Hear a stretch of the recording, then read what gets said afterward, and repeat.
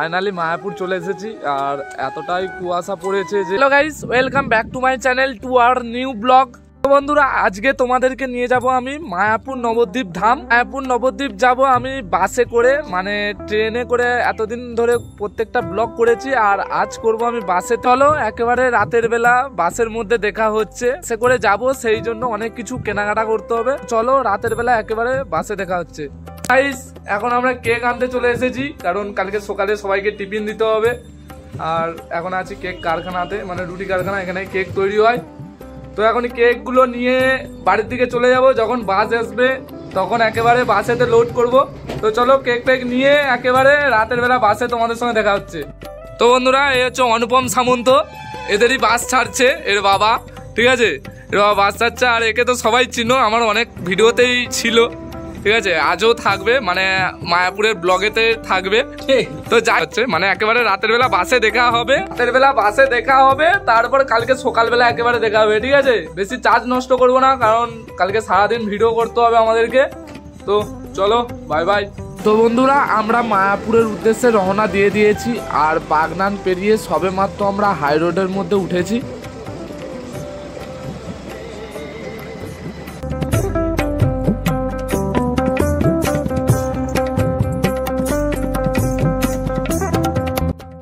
সবে মাত্র ধাবাতে এসে দাঁড়িয়েছি, আর এখানে একটু খাওয়া দাওয়া করবো, তারপরে এখান থেকে বেরোবো। সামনে আমাদের আসুদা আছে, যে মেকআপ আর্টিস্ট, আমাদের ভিডিওর মধ্যে প্রত্যেকটা মেকআপ আরে করে দেয়, ওকে, ঠিক আছে। তো চলো এবার বাসে উঠবো, অনেকক্ষণ ধরে বাস দাঁড়িয়েছে, সবাই খাওয়া দাওয়া করেছে, আমরা যেহেতু খেয়ে এসেছি সেই জন্য বাসে উঠবো না। আর এখানে সব থেকে বড় কথা, 4টে রুটি 60 টাকা, ঠিক আছে, ওই জন্য খাবো না এখান থেকে, ঠিক আছে, প্রচুর দাম আমাদের বাইরে। তো চলো একেবারে পরের ধাবাতে তো আর ভিডিও করবো না, একেবারে মায়াপুরে গিয়ে তোমাদের সঙ্গে দেখা হচ্ছে। তো বন্ধুরা, রাত যত বাড়ছে কুয়াশাও তত পড়ছে, সেই জন্য গাড়ি আমাদের খুব জোর যেতে পারছে না, আস্তে আস্তে যেতে হচ্ছে। আর সকাল কটার সময় যে পৌঁছাবো তার কোনো ঠিক নেই, দেখা যাক কটার সময় পৌঁছাতে পারি। তো গাইস, এখন জ্যামের কারণে প্রত্যেকটা গাড়ি আটকে গেছে, আমাদেরও গাড়ি আটকে গেছে। এই সব ছেলেপুলেরা এখন বাইরে ঘোরাঘুরি করছে। 1.5 থেকে 2 ঘন্টা হলো আমরা এখন একটা জ্যামের মধ্যে পড়ে আছি, আর মায়াপুর মাত্র 4-5 কিলোমিটার মতো বাকি আছে, কিন্তু এতটাই জ্যাম হয়ে আছে যে এখানে 1.5 থেকে 2 ঘন্টার উপর দাঁড়িয়ে আছি। প্রচুর গাড়ির লাইন পড়ে গেছে পুরো, আমাদের গাড়ি অনেক সামনে আছে, আমরা এখন পেছনের দিকে দুজনে হাঁটতে এসেছি। এতই ঠান্ডা পড়েছে যে বাসের ভিতরে বসে থাকা যাচ্ছে না, সেই জন্য হাঁটতে বেরিয়েছি। তো দেখা যাক সকালের আগে আমরা পৌঁছাতে পারবো কিনা। তো চলো দেখা যাক সকালের আগে পৌঁছাতে পারি কিনা।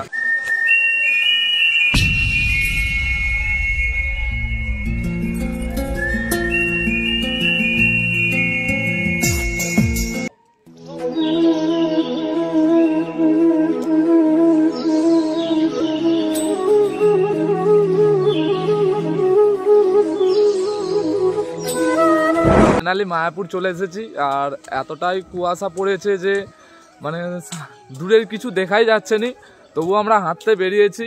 আর একবার বেরোবো যখন পুরোপুরি ফ্রেশ হয়ে যাবে। এখন 8টা বাজতে যায়, এখনো কুয়াশা ফ্রেশ হয়নি, গোটা চারিদিকে এখনো কুয়াশা ভর্তি হয়ে আছে, দূর দূর কিছু দেখা যায়নি। ফ্রেশ হয়ে এখন বেরিয়েছি জল আনতে, তো খাওয়া দাওয়া করবো, তারপরে ঘুরতে বেরোবো এখান থেকে। তো চলো আগে খাওয়া দাওয়া করি, তারপর তোমাদের সঙ্গে দেখা হচ্ছে।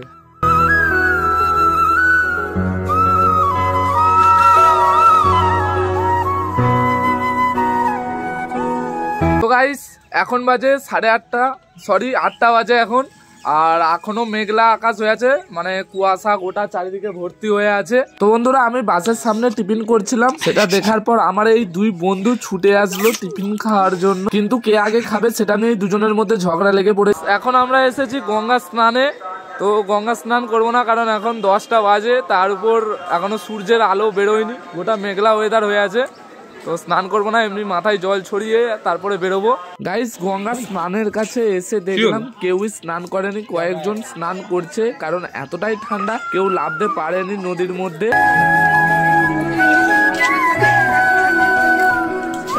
আমরা এখন নবদ্বীপের দিকে যাচ্ছিলাম, তো সামনে একটা মন্দির দেখলাম, শ্রী চৈতন্য মহাপ্রভু নিত্যানন্দ মন্দির। তো সেখানে এসেছি, সেখানে ভিউটা একবার তোমাদেরকে ঘুরিয়ে দেখিয়ে দিই।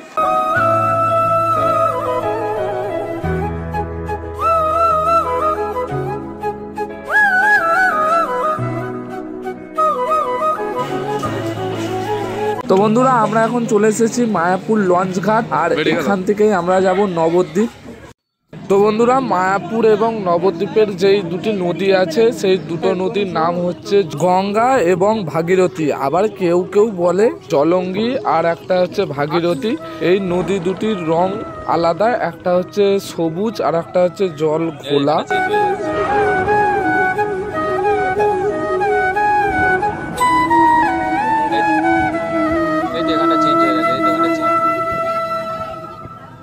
তো গাইস ফাইনালি আমরা চলে এসেছি নবদ্বীপ ঘাট, আর নৌকা এবং লঞ্চগুলো দেখে যা মনে হচ্ছে যে নবদ্বীপ ঘাটে প্রচন্ড পরিমাণে ভিড় আছে।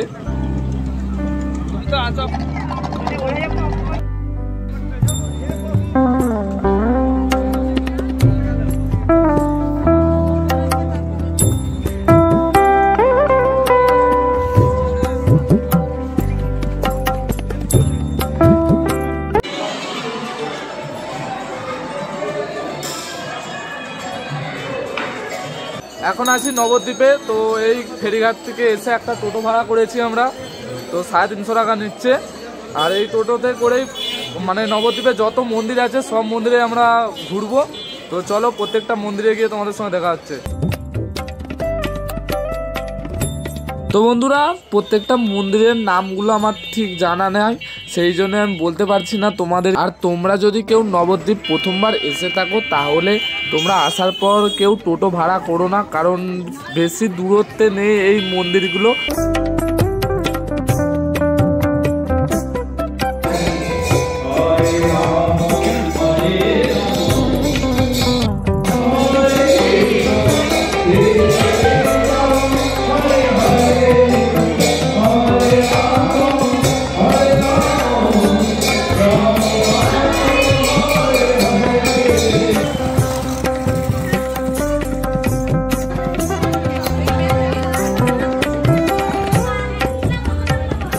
তো গাইস ফাইনালি চলে এসেছি আমরা নবদ্বীপ ঘাটে, আর এখানে প্রচন্ড পরিমাণে ভিড় হয়েছে।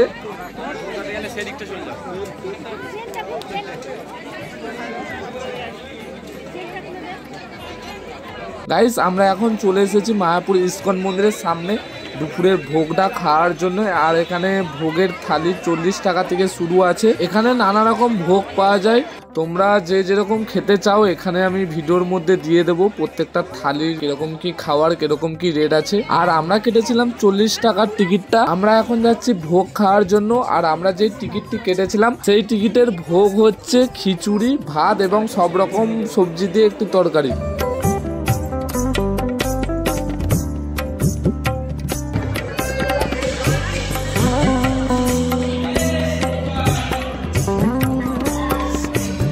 বন্ধুরা এই মায়াপুর ইস্কন মন্দির কিন্তু পৃথিবীর সবথেকে বৃহত্তম মন্দির। ইস্কন মন্দিরটি কিন্তু পুরোপুরিভাবে এখনো তৈরি হয়নি, এখনো কাজ চলছে। বন্ধুরা এখানে দেখার জিনিস সবথেকে হচ্ছে এই গরুর গাড়িগুলি। সবেমাত্র স্নান টান সেরে এখন একটু রেস্ট নিতে বসেছি। এরপরে এবার আমরা ইস্কন মন্দির ঘুরতে যাবো। তারপরে যেদিকে গরু ফরু অনেক গরু থাকে বড় বড়, সেই গোশালা যাব। ঠিক আছে, এখন আগে রেস্ট নিই, তারপরে তোমাদের সঙ্গে আবার দেখা হচ্ছে। সামনে ইস্কন মন্দির আছে, তো চলো কিছুক্ষণ পর দেখা হচ্ছে। আর এটি হলো মায়াপুর ডিজিটাল থিয়েটার। এখানে তোমাদেরকে প্রবেশ করতে হলে 40 টাকা দিতে হবে, 50 টাকা চার্জ পড়ে। এখন 20% ডিসকাউন্ট চলছে, সেই জন্য 40 টাকা করে টিকিট পড়ছে।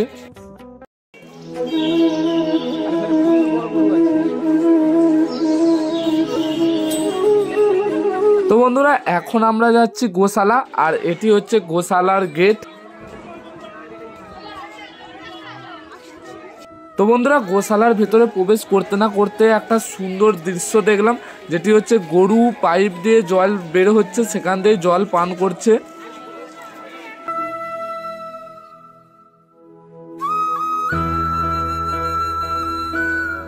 বন্ধুরা তোমরা গোশালার ভেতরে প্রবেশ করলে অনেক ধরনের গরু দেখতে পাবে এর ভেতরে।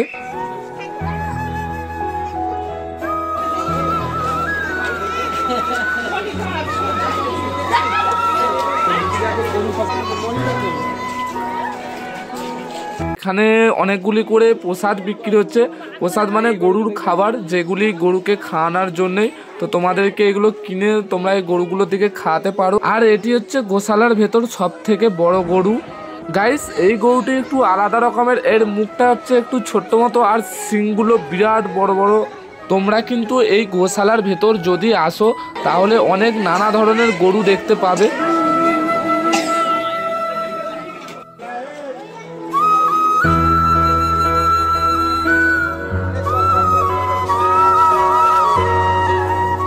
গাইস, এটি হচ্ছে গোশালার মধ্যে সব থেকে বড় গরু, যেটিকে প্রসাদ খাওয়ানো হচ্ছে।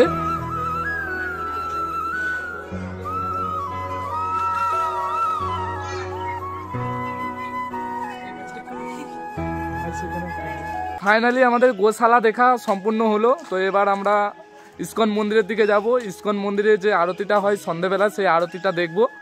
তো এখনও সন্ধ্যা হতে বাকি আছে। তো এখন একটু এদিক সেদিক ঘোরাঘুরি করব, ফটো তোলা করব। তারপর তোমাদেরকে লাস্ট সন্ধ্যার আরতিটা দেখে আমি ভিডিওটা শেষ করব। আর যথেষ্ট ভিডিও অ্যালাউ নেই, ঠিক আছে, তবু বাইরে থেকে তোমাদেরকে দেখাবো। হয়তো ভিডিও করতে পারবো নি, যেহেতু ফার্স্ট টাইম এসেছি সেই জন্য জানিনি আদৌ ভিডিও করতে দেয় কিনা মন্দিরের ভেতরে। ছাদটা কিনে দেবেন তো? কি প্রসাদ?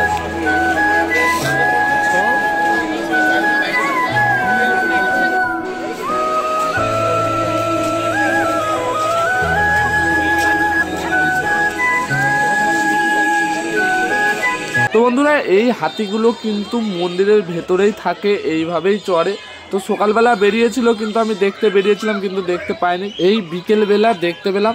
আর সব থেকে বড় কথা হচ্ছে, এই হাতিগুলোকে যখন কেউ টাকা দেয় তখন এই টাকাটা সুর দিয়ে তুলে নিজের মালিক, যে মানে হাতের পিঠের উপর চড়ে আছে, তাকে দিয়ে দেয়। ভিডিওটা ভালো করে দেখো, তবে বুঝতে পারবে।